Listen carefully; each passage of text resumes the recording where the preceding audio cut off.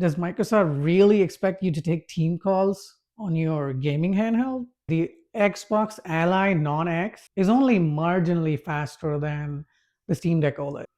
It's basically just 6 more FPS. Are you really going to notice 6 more FPS? Don't buy the Xbox ROG Ally X. With the launch of the new ROG Xbox Ally X, we now have two models in the lineup. The Xbox ROG Ally, which comes with the Z2A chip and 16 gigabytes of RAM, and the Z2E chip with 24 gigabytes of RAM built into the Xbox Ally X. God, these names. Now that all the reviews are out, one of the best ones that I saw about these new ROG Xbox Ally devices comes from Dave 2D. Dave compares the Steam Deck OLED with both the Xbox Ally X and the Xbox Ally.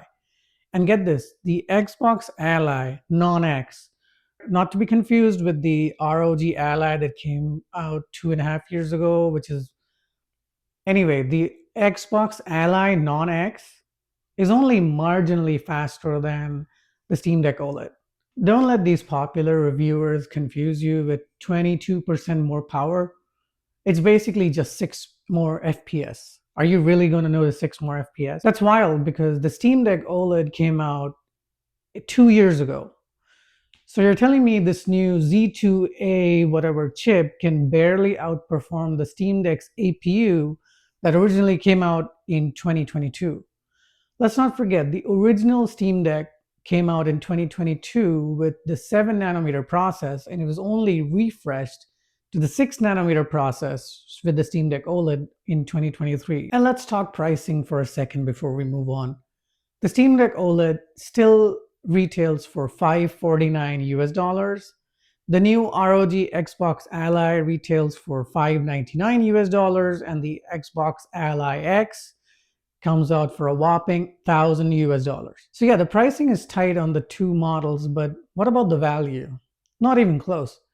I'm here to convince you not to buy the ROG Ally, the non-X version. So there are a few reasons why. Let's talk about the most important reason: Asus's history of poor quality control. We can never forget the Asus QA debacle from last year when Gamers Nexus exposed Asus for trying to scam them out of $200 US. It felt like Asus tried to scam us when they tried to charge us $200 to repair something we didn't even claim as damaged in a warranty claim. For damage they did not even commit. And that's not all. There are entire subreddits full of posts about the ROG Ally failures, most of them related to the micro SD card slot causing motherboard failures. These white ROG Ally units were notorious for this. Heat would build up around the micro SD card reader, and then over time it would just kill the motherboard along with it. Meanwhile, the Steam Deck is the complete opposite. It is very DIY and tinker friendly. Valve not only encourages repairs, they also have partnered up officially with iFixit to sell the official replacement parts. You've got hundreds of guides online on how to replace everything from the joysticks to upgrading your SSDs. You can even mod in upgrades like the Hall effect sticks, or go crazy and install a high resolution OLED display even on your old LCD Steam Deck, if you're bold enough. Let's talk about the screen now. The Xbox Ally, both the X and the non-X, come with the same 120Hz VRR capable displays. Sounds very cool on paper, but let's be real. Most new AAA games are never gonna hit 120 FPS. They barely hit 60 FPS on the non-X Ally. Unless you're sticking to older games or indie games, you're not gonna see 120Hz often. And honestly, I cannot imagine playing esports titles on a handheld anyway. What you will notice though is the superior OLED display on the Steam Deck. The HDR absolutely pops on this thing. And the etched glass version, it's a lifesaver for gaming outdoors and in bright lit environments. So while these new devices flex refresh rates they will never reach, Steam Deck owners get actual quality that makes a noticeable difference.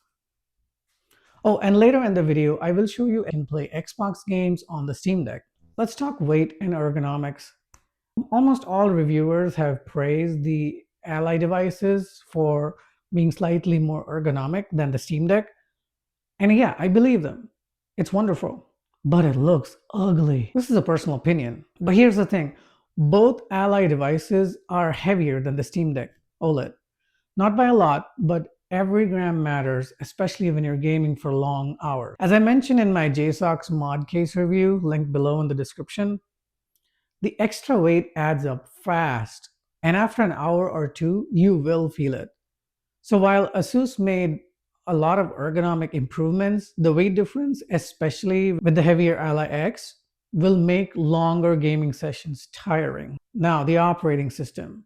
SteamOS is lightweight, fast, and built purely for gaming. There's no background nonsense, no bloatware, nothing. Just boot up and play. I especially love the instant wake sleep options that is built into SteamOS. Meanwhile, the Xbox Ally X or the Allies come with whatever this is. There's also your typical Windows quirks, like the lock screen when you boot up is just ugly and not fitting for an Xbox product. Like, it should be an Xbox lock screen, not your regular lame-ass Windows lock screen. Like, that feels off right off the rip. And also, there's multiple areas to adjust your screen brightness and volume controls, and also comes with Microsoft Teams and OneDrive and OneNote and like Microsoft Recall, all that stuff pre-installed. And all the bloatware that comes with it. Like, does Microsoft really expect you to take team calls on your gaming handheld?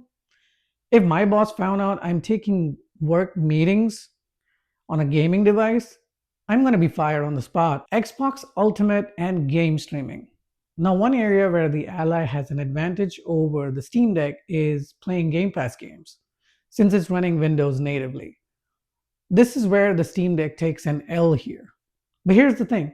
The Steam Deck can play Xbox Ultimate too, just not natively. If you've got a gaming PC, you can stream Xbox Ultimate from your PC to your Steam Deck for free using the Moonlight app. I actually showed this in my Moonlight review experience video posted earlier last month. I showed you guys how I played Doom the Dark Ages at 90 FPS, getting over 6 hours of battery life on the Steam Deck OLED. And I could do this while being 3,000 miles away from where I live on the other side of the planet. This is something that the Ally X will never do natively. You can never reach 120 Hz on the Ally natively, unless you're streaming over xCloud, which, by the way, you can also do on the Steam Deck OLED. So if your plan is to stream games anyway, why spend $600 on the Xbox Ally when the Steam Deck OLED gives you better display, comparable battery life, and smoother, better overall operating system experience? Let's wrap this up.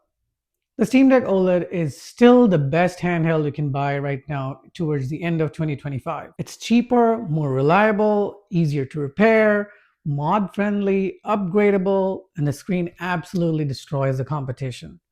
The only other screen that actually beats the Steam Deck costs over double the price. And that comes in the form of the Legion Go 2 from Lenovo for $1,300+. The Xbox Ally X, it's newer, sure, but newer doesn't always mean better. Yes, it can run your Steam games, your Xbox games, but all the initial impressions from last month and the reviewers this week just show how janky the software is and how much jank and frustrations you'll have to deal with. If anything, it shows how far ahead Valve was in 2023. Save your money, buy the Steam Deck OLED, and you'll be extremely happy with it.